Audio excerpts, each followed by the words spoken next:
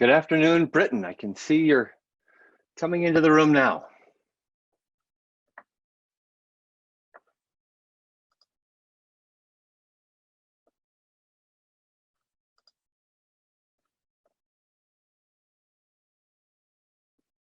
As you come into the Zoom room, I would love for you to let me know where you're calling from. Hello, Laura from Italy.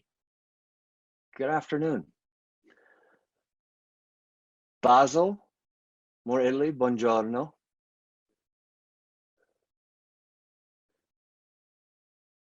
From sunny Isles, South America. Yeah. Hi, David. Nice to see you. Nice to see your name. Milton Keynes, I'm assuming, is a place and not the mashup of people.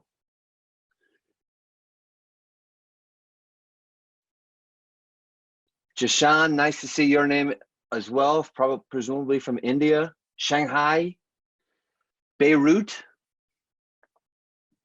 the Philippines, Marion, hi. Istanbul, all over the world. This is pretty spectacular.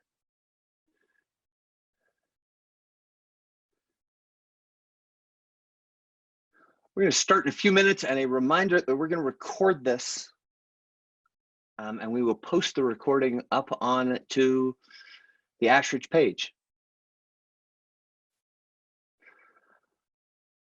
Aya, hello from Oman. I was in Muscat recently.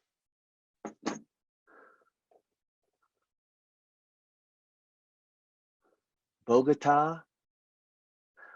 I am calling to you from Jackson Hole, Wyoming, where dawn is just coming up over the Tetons. Stewart is 500 meters from Ashridge.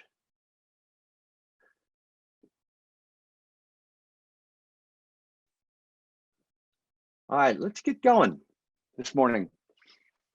This afternoon, excuse me. Welcome.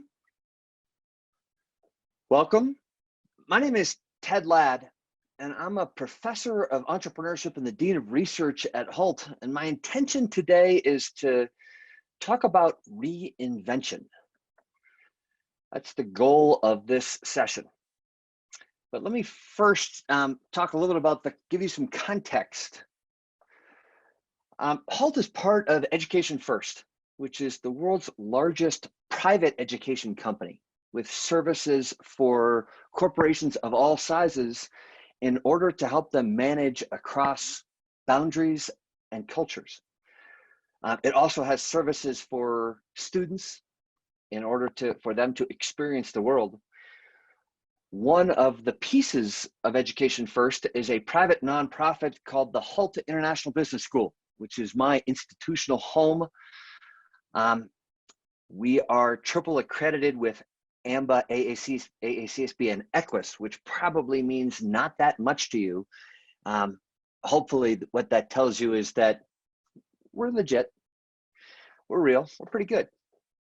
And we have a lot of experience in delivering education both at Hult and at its executive education portion, Ashridge, to global executives from around the world in a variety of different courses. So the goal of my talk this morning is to define a process for you to follow to understand reinvention, and both this morning and thereafter to reinvent. This is not hollow content. I want to deliver to you a skill that you can employ about an hour from now. I also will spend a little bit of time towards the end answering questions if my expertise will allow it. And this is also a glimpse of how the Hult experience functions for our bachelor's, our master's, and our executive clients when they're in our classrooms, whether it's on campus or online. We have created an entirely separate section of the Halt Asherage website that provides a window for you to learn some of these skills that we teach in your online. So this gives you remote access to leadership workshops and other skills-based classes from our faculty all over the world. Now, before we start talking about invention, I assume you're asking a question, is Ted Ladd credible? You don't know me. So let me hopefully give you enough content to make you comfortable in with my facility with reinvention. I teach in the HALT Masters programs in San Francisco, Boston, London, Shanghai, and Dubai, and I teach strategy. The only campus I don't teach at is that HALT, where HALT has a presence, is in New York, mostly because New York and I just don't get along. I also teach entrepreneurship at Harvard University in Cambridge. And then I have participated in 5 or 6 different companies, primarily at the early stages. One of them was Palm. For some of the people in the audience that might remember the Palm pilot, that I was one of the early employees there. I also have a startup that was purchased by Underwriters Laboratory. And I was also part of a small startup in Palo Alto where we created a smartwatch that was eventually purchased by Google to form Wear OS. So I have done reinvention. I publish a lot on reinvention at the Academy of Management, the Harvard Business Review, the Stanford Social Innovation Review, and I'm a contributor to Forbes, where mostly I write about reinvention. And then I have degrees from Cornell, Wharton, Johns Hopkins, and Case Western, and almost all of them focus on reinvention. I'm hoping that that satisfies your, gives you comfort that when we discuss reinvention, I can indeed be a competent guide. So why do we need to care about reinvention? Typically, reinvention is necessary because of competition. It's our peer companies within our industry that are forcing us to move. Less frequently, we have new technologies that might impact an entire industry, blockchain, for example, or artificial intelligence, that require that lots of different companies consider reinvention. And more recently, but very infrequently, do we see huge shifts in customer demand. That's what we're getting now. But this is pretty rare. Typically, customer behavior moves gradually and pulled along in part by the possibilities that companies are giving to customers. What we're seeing now is this huge shift where customers are outpacing what companies had previously delivered, and therefore reinvention is going to be vital for companies to thrive in a new economy that will soon emerge once we return to a steady state. So what is this new economy? Well, there's sort of good news and bad news. The good news, the entire globe just went online. We had been expecting this and we had been seeing it around the margin, but there were populations that we didn't think were going to migrate online. Now, workflows are online. Entire teams are online. Several Silicon Valley companies announced yesterday that this work from home paradigm will be permanent for them. They will continually allow online workflows. Sales has gone online. Management, team meetings are now online with a large degree of efficiency. Our social networks are now online. Many of our activities, even our physical activities, are online. My 84-year-old mother is now doing her exercise classes in her living room through Zoom. So this shift is remarkable. We've been talking about the death of location for a while. It just happened. It doesn't matter where you are in order to contribute to a company or to consume. The other interesting aspect of this new economy will be a redefinition of basic needs. Who knew Netflix was going to be vital to human survival? There are going to be lots of different customer values and expectations that have shifted radically, and will probably shift more in the next several months and years that we could not have anticipated. Now, clearly, this new economy has some challenges to it. And the first one, I think, is going to be underconfidence.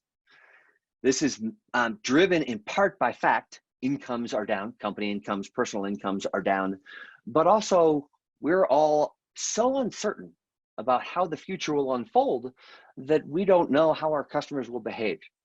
This is compounded by supply chain uncertainty, both real and political, as various governments consider closing borders. We're going to see lots of consolidation. Those companies with momentum and cash will consolidate market position, which will have interesting impacts both on customers and on smaller companies trying to break into those particular niches. And then lastly, even if all of these things look steady, we're going to have huge variations in public opinion and in consumer behavior and in company behavior, because we're right now moving as a herd. And unfortunately, sometimes we're moving without a lot of evidence, which takes me to reinvention. Here are the 5 steps I want to talk about today: deconstruction, imagination, hypothesizing, interviewing, and creating a prototype. So we're going to move through each one of these slowly and individually. The first step to reinvention is to deconstruct what your business already does and to pull apart the aspects of your business model. Now, you're the expert on your own business, so you have a better understanding of how all of this combines to deliver a product or service to the customer.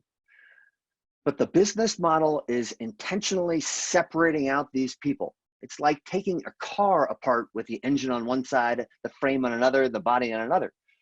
So we want to take the car apart. Let me also make sure I clarify what a business model is. These are all of the pieces of your company that create value and that capture value as part of revenue. One of the most common conceptualizations of a business model was created by Alexander Osterwalder and Yves Pigneur in 2010, and it's called the Business Model Canvas. It starts right in the middle with value proposition. What problems of your customers do your products or services solve? There can be multiple value propositions. I'm guessing that even the most mundane of products has 10 or 15 different problems that they're solving for the customer. That leads us to the customer segment over on your right. Who are you solving the problems for? Geography, demography, psychography. Who are they? Customer relationship is how you make them aware of what you're doing, and then even after the service has been delivered, how you continue to speak to them. The channel reflects how you deliver the product to them, and the revenue stream captures how you're pricing your product and how you're generating profit from that. This right side of the canvas is called the value side. The left side is called the cost side, but these aren't costs that should be minimized or avoided. These are the investments that are necessary to deliver value. Key activities emanate from a particular stream in literature called the activity-based view of the firm. What are all of the different pieces of your value chain that you perform? Key resources also emanates from its own piece of literature. Are the assets that you use valuable, rare, inimitable, and embedded inside the organization? The Key Partners tab recognizes that very few firms exist as an island, but instead are embedded inside of ecosystems, and that those ecosystems can contribute to the value that accrues to the customer. And finally, the costs reflect, obviously, the other half of the profit equation. So this is the business model canvas. You could take any business, regardless. Nonprofits work for this. I think families even work for this. Marriages work in this particular framework. You could take any aspect of human endeavor and separate it into these 9 different pieces. And as you do so, I've done some research to suggest that you focus on just 4 of them, at least in the beginning. Start with value proposition, also consider customer segment, then move to channel, and finally revenue stream. This doesn't mean that the other 5 elements are unimportant. I have just found that through my research empirically, that those who focus on these 4 elements are making the best use of their time as they gear up for reinvention. Let me give you an example of deconstruction. So let's consider computer monitors. And the reason that I'm using computer monitors is that I am 100% confident that you know what it is because you're looking at it right now. So the first step, deconstruction, is to list some of the current value propositions and segments for a computer monitor. For example, for me as a professor, it's to reach students online. But we shouldn't have this discussion be constrained by my own use of a computer monitor. I would like you to get involved too. So I'm about to open up a poll, and in order for you to describe your current value proposition and segment, I would like you to go to this poll. Let me open it up and then shift the screen over to there, and the poll will be open right now. Please type in a few ideas that reflect how you think a particular computer monitor delivers value to its existing customers, and who are those customers?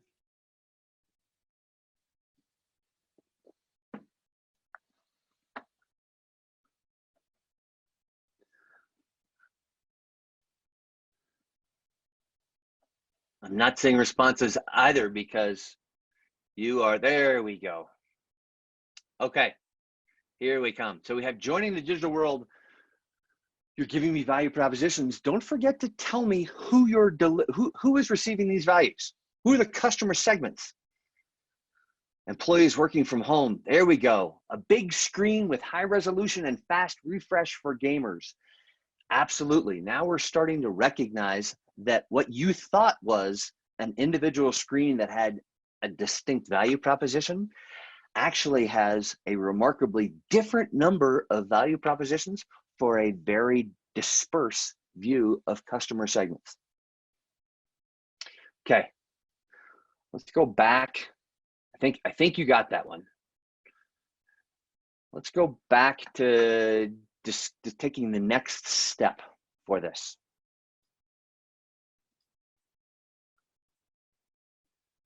Okay, now that we've deconstructed, the next step is to contemplate how you would reimagine in these individual elements. So you can take any one of those 9 elements or the top 4 of the priorities in order to figure out what could you do in each one of these different realms.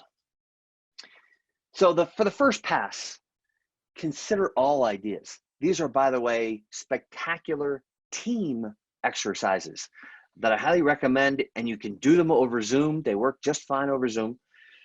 But for the first pass, there's no critique. You're going to have some terrible ideas that hit the whiteboard. Put them up there. You should do this at least twice, and you should marinate for a few days in between. This is a big, hard task to take what you already know you can do and what you're already good at and have been rewarded for as a company, and consider changing different pieces of it. For the second pass, you can both add more to your brainstorming list, but also you can start to prioritize for the riskiness of each one of these different possibilities. And I'll show you a few different simple frameworks for prioritization. And then for the third, this aspect of reinvention, the step of imagination, is not something that you should do once or twice now and then push off until you need some other sort of strategic redirection. This should be something that you're doing once every couple of months in the process of a regular team meeting. This can be the blueprint for where you intend to go. It can also document where you have the aspects of your business that you've already contemplated. And this is sort of the binder of old ideas. You can either dust them off if conditions change, or if somebody else brings up one of these old ideas, you can return to the file and say, no, we've already talked about that, and here are the reasons why we just chose not to go forward with that. Let me give you some prompts for brainstorming. What other problems could you solve? For whom could you solve them adjacent to your current customers? How else could you reach some of the customers that you like to entice with new value propositions? This is going to be especially important given the new economy's emphasis on purely online communications. And then how can you change how you charge for this? And by this, I don't mean just changing price point. The revenue model contains not just what you charge, but how you charge for it. Hourly, project-based, subscription, commissions, free, with ancillary revenues from other services. So everything should be on the table at this step of reinvention. Let's do this. Let me give one example and let's move back to another poll where you can describe potential new values and segments. Now, I don't have children, but I have noticed that my friends with children are struggling to both work from home and provide childcare. That's okay. Uncle Ted is here with a spectacular solution.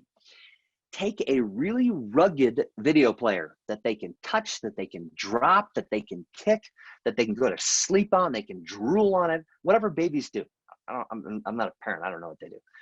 And install that right into the baby's playpen. The value proposition is both for the kid and for the parent. The product would be pretty simple. I'm a genius. What other ideas do you have for possibilities? Oh, and you're already moving. All right, let me put up the poll. Make sure I have that. Okay, few of you already anticipated this one. So the poll is pollev.com/TedLad. Restaurants for virtual ordering. Oh my goodness, you could put a screen right outside the restaurant where people could order without having to come inside. We have split screens for parents. So you could have one on Zoom and one on the baby monitor. A waterproof one that can be used in the bathroom. All right, you have a screen in the shower. The robot dog, healthcare uses. This was already starting to be an interesting trend in telemedicine that now, because the entire world online, will shift the healthcare industry dramatically.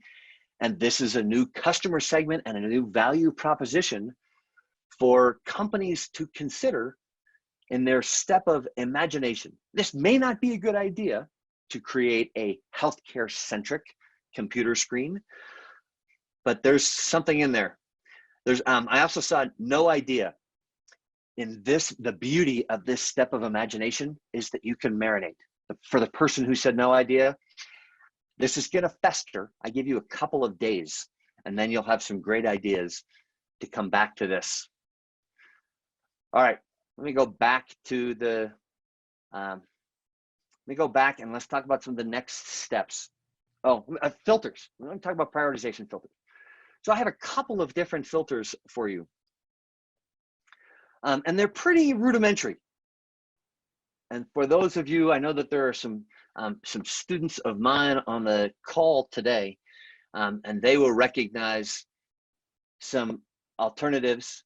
But the first one is just two different types of risk. Let's separate them out. One is market risk.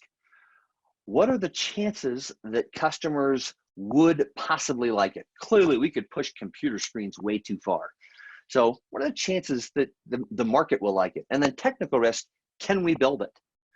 And obviously, you're going to want to gravitate towards things that you think customers are most likely prepared to accept and things that you within your company can actually build. And then we can move that one step further and recognize that once we have the probability of success based on minimizing risk, market and technical risk, We also should be looking at possibilities for reinvention that have high impact. Why spend all of this time and effort for something that may not move the revenue needle? So that's sort of the task that we have for prioritization. Let's move to step 3. You want to take some of these ideas from step 2 for imagination and turn them into falsifiable, testable hypotheses. Now, you all know how to do this. You did it in 2nd grade when you had 2 plants and you put 1 plant in the closet and 1 plant on the window shelf, and you created a hypothesis. Which plant would grow faster? And that was objectively testable through data. So this 3rd step of reinvention requires that you recast these dreams and possibilities into things that you could actually test. And let me give you the example that I see every now and then from my students, not the ones on the call. The ones on the call are brilliant geniuses. They would never do this, but I see it from the other ones. They say, folks would love our stuff. That is entirely untestable. Folks, which folks? If I have one person that enjoys the product and is willing to pay for it, does that classify as folks? And what does love mean? Does love mean that they're willing to buy it at a low price, at a high price, actually use it, refer it to their friends? And which part of our stuff are we talking about here? So let me give you an alternative. And I'm breaking these down into 2 different pieces that we'll talk more about in a second, the problem and the solution. So an example of a hypothesis for my rugged screen that will fit in a playpen could be the declaration that if I went out and talked to 100 parents, 15% of them in a particular age bracket and an income bracket and a geography would declare that they have childcare as a serious priority. If I went out and spoke to 100 parents and none of them mentioned childcare, that already is important data for me to understand that suggests that they don't have the problem, and therefore a value proposition might be tough to deliver. And then I could take, if I met the first hurdle for a problem hypothesis, I can have a solution hypothesis that 5% would consider the screen in the crib as compared to some of the other alternatives that they're facing. Notice in this case that that second hypothesis is comparative. So I can automatically do a better job of testing that. 4th step is to interview. In the words of Steve Blank, who's one of the founders of this particular movement, get out of the building. I've spent a lot of time working with engineers in Silicon Valley, and I'm an introvert, we don't like to get out of the building. But this is a vital step, and the best part about this step of getting out of the building is that it's very inexpensive and delivers quick, useful data. Don't do a survey. Surveys are close-ended. Typically, they're multiple choice. And the only people who are going to do a survey are people who already like you. So you need to go have these open-ended conversations. And in the first pass, explore the problem. Ask them about their experience. Don't ask, do you like this or that, or yes or no questions. This is a conversation that should flow as the person you're just talking with explain some of the problems that they're experiencing in their real life. Now, beware short-term emotion. Right now might not be the best time to conduct interviews because I think that the world right now is changing so quickly and consumer opinions are changing so quickly that perhaps right now is a great time to do steps 1, 2, and 3, but you might pause for a few weeks or months before you contemplate doing these interviews in order to collect more stable opinions.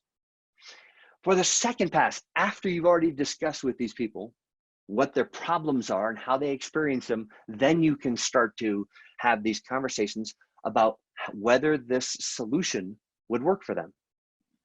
And you should repeat this until you have moved through your friends and you're moving to people who don't owe you anything. You'll get more objective opinion, and that the types of responses you get are less surprising. And finally, a prototype. So to test just one of the potential value propositions you came up for, you could create a minimum viable product. And you could do this for a fee. This does not need to be an expensive new line that you spin up, and nor does it need to be something that you seed to the market at no charge.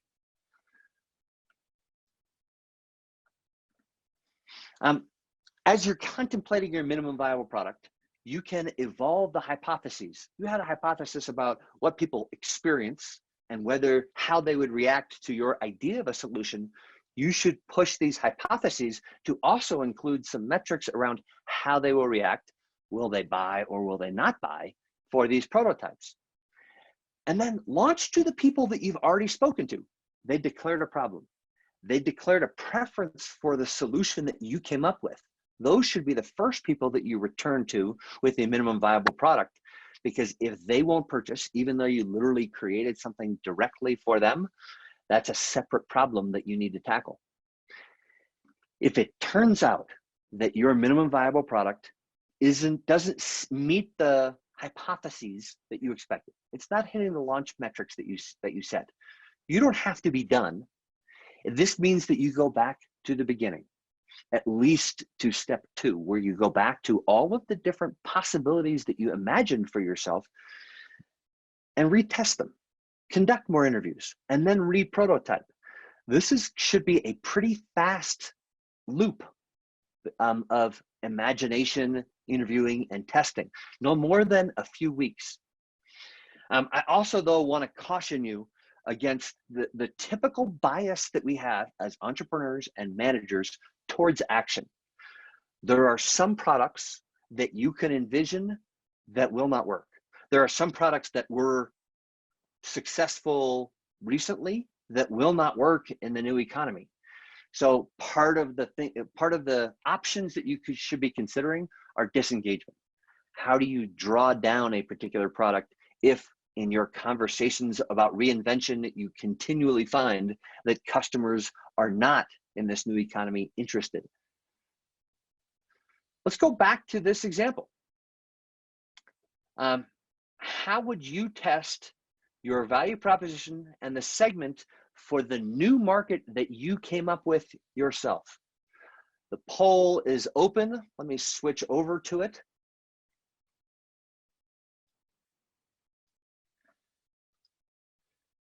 Here is the poll. What is your prototype? And here's my extra challenge for you. Can you do this for $5? That's the threshold that I set for my students.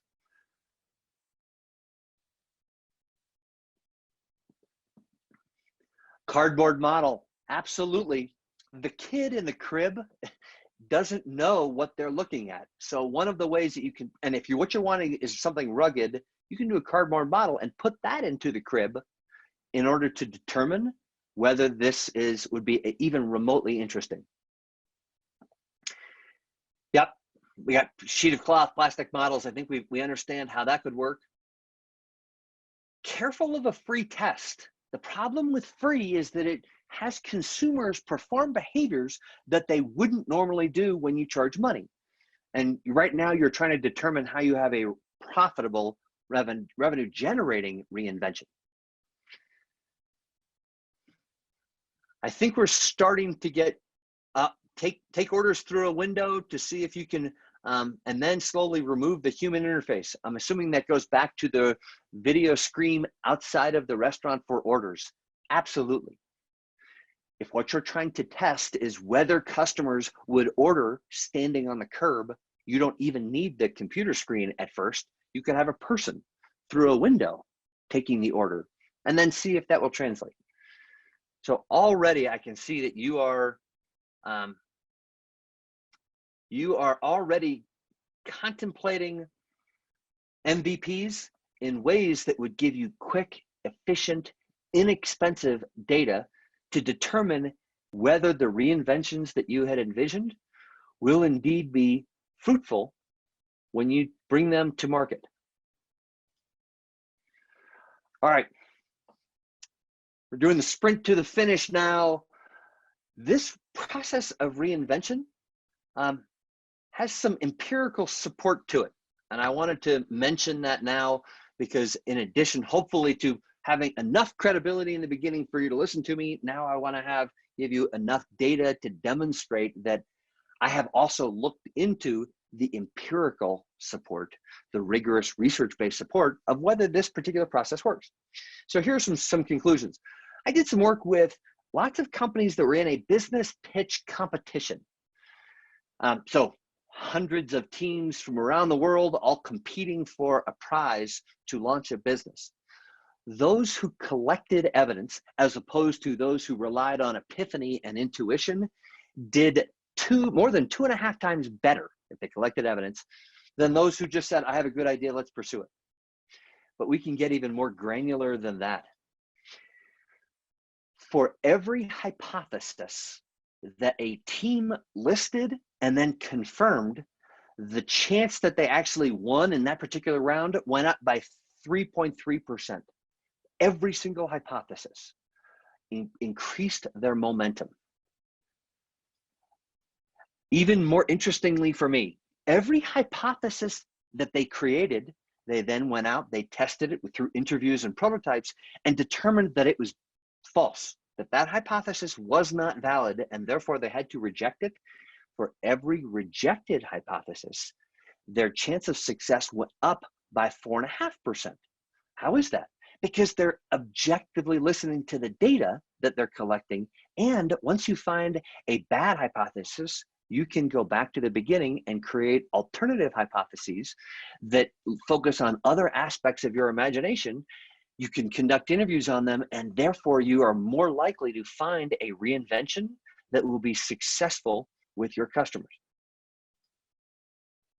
So this particular process is at the core of something called evidence-based entrepreneurship. And what it really is saying is epiphany and intuition used to be the romantic aspect of entrepreneurship, but it turns out that they're probably not a great idea, that they do not generate successful reinvention. Instead, we can follow a process to collect data, to test in order to turn that data into evidence, and then make decisions based on evidence. This is a recently new phenomenon in entrepreneurship and product development. And I am doing some research on the side, but there are some titans that I need to mention for you to continue to do further work here. I am an enormous fan of the work called Discovery-Driven Planning by Rita McGrath. Design thinking, which was first pioneered by David Kelly at Stanford, has become a large, longer, slightly probably more rigorous but slower sibling to this method I just described. And then Steve Blank and Eric Ries were some of the people who had pioneered the lean startup method, which is also a variant of this evidence-based entrepreneurship. So there are lots of different flavors of this, but we all arrive at this same 5-step process. In order to convert evidence into action, let me suggest a schedule for you that can be quick. Deconstruction, 1 or 2 days, because everybody already presumably knows what your business model is within the company. So you can do the deconstruction there. Don't forget the first pass, no critique. You're letting, if you have no arguments, you just list all of the different customers that you think you serve and the value propositions that you think they derive. Imagination, also in 2 passes, might require a couple days.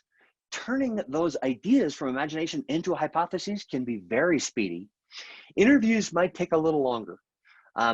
You typically want to do interviews until the opinions that you're receiving stabilize, and then prototypes might be the longest yet, depending on the product or service that you intend to offer.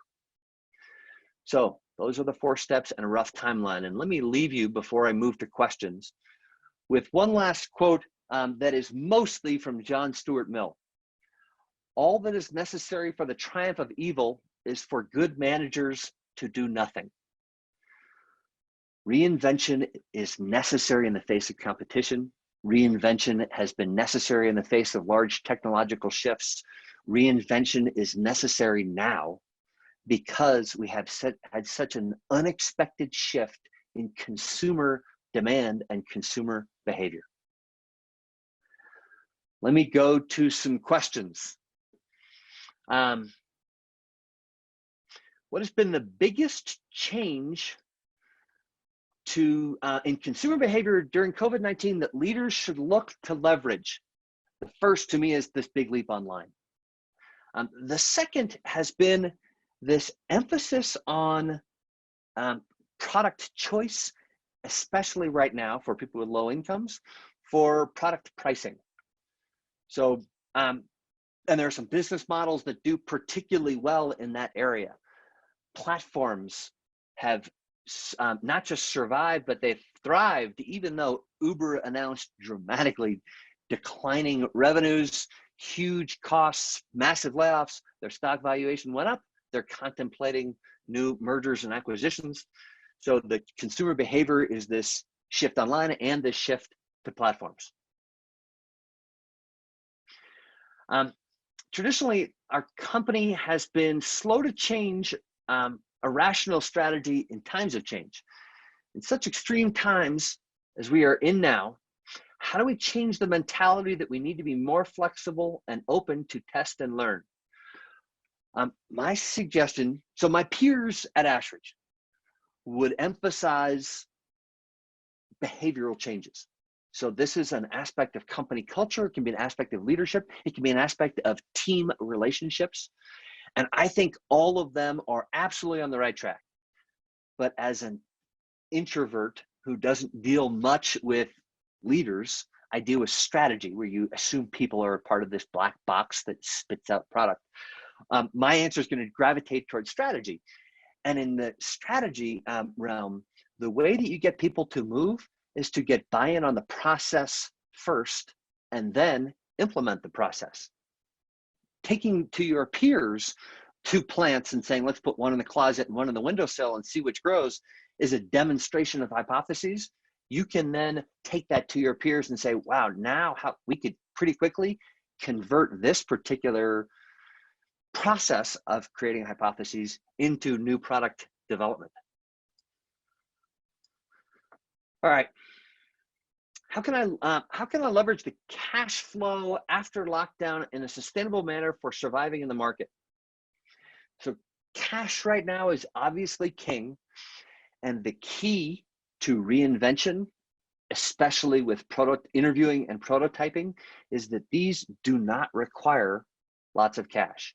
Now is a terrible time to launch a product into the market that has not undergone this process. We can't afford it as business managers. Now, however, is a great time to practice cost-effective reinvention, or at least explore possibilities cost-effectively.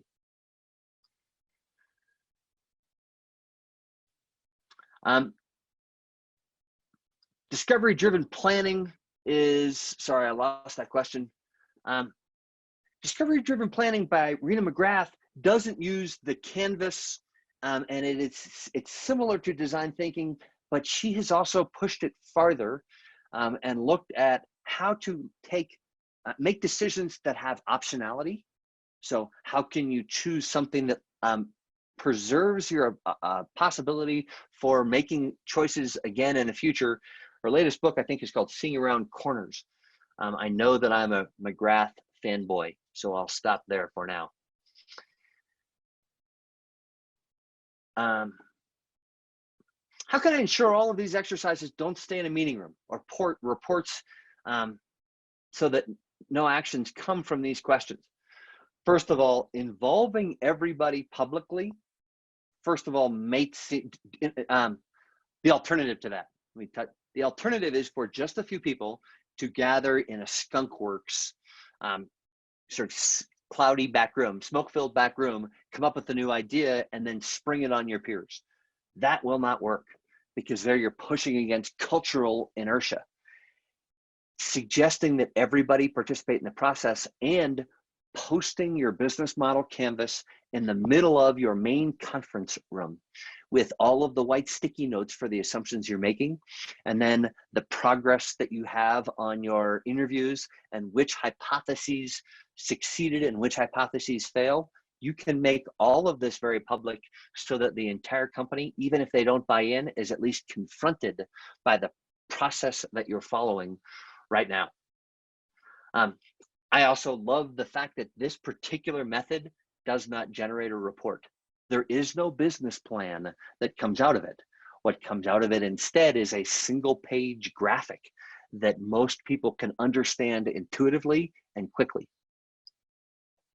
Let me take one more here, and then I will wrap it up. How we do it on time? I have a few more minutes. How many people should be involved in the process?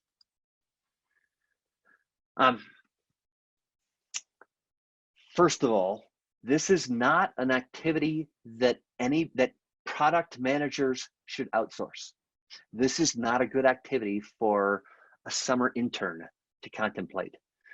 The people who are asking questions to the customers should also be the project managers. Get out of the building isn't just for people whose perhaps hourly wages are lower. Get out of the building suggests that if you think that this is going to be a reinvention that will require a substantial time and effort and a decision from the CEO, bring the CEO into this process so that they can see and participate in the brainstorming, turning these into hypotheses, even have the CEO conduct a few interviews.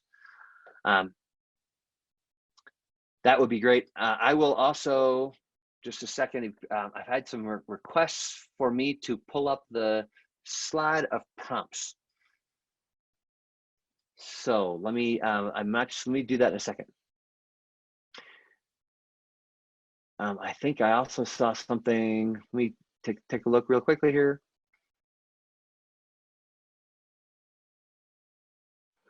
Let me answer one last one from Yogesh. He's saying that many industries have collapsed. So airlines, for example. How will different industries survive this pandemic effect? And the reason that I'm going to end here, for now, I'm happy to answer more questions if you want to send them to me via email.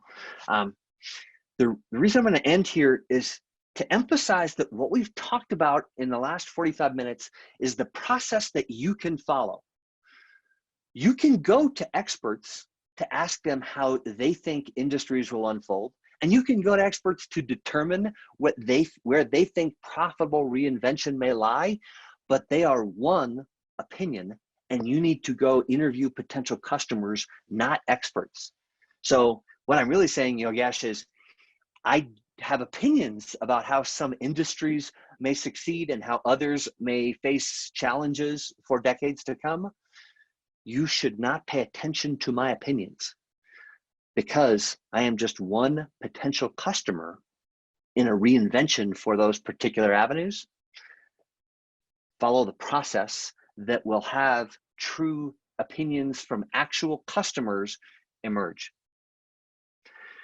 There are still some open questions. I apologize, I cannot get to them all, but I appreciate all of these questions.